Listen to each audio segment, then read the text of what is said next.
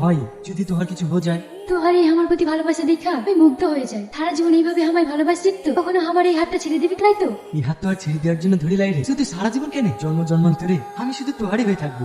অনেক ভালোবাসি তোকে। আমি জানি মা বলেছে প্রতিদিনে আমাদের বিয়ে হবে। সত্যি? হ্যাঁ। এই দিনটার কথাই আমি ভাবছি। তুই হবি মোর সর্দার, তুই হবো তোর সর্দার নি। আমরা দুজন অনেক খুশি থাকবো।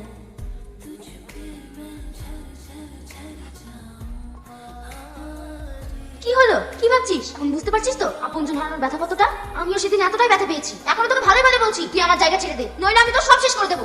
তুই কি ভেবেছিস আমি তোর হয়ে এই জায়গা ছেড়ে দেবো? তুই যদি আমার সবকিছু শেষও করে দিস তবু আমি এই জায়গা ছাড়বো। ঠিক আছে, তাহলে এই লড়াই চলতে থাকুক।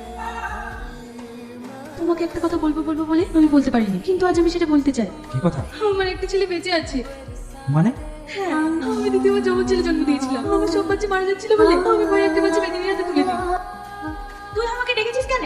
মেদিনী, শুনেছি নাকি তোমার কোনো বাচ্চা নেই, তুমি নাকি মা হতে পারো না। কিন্তু আজ এই মা তোমাকে একটা বাচ্চা দিচ্ছে, তুমি ওকে নিজের ছেলে হিসেবে মানুষ করবে।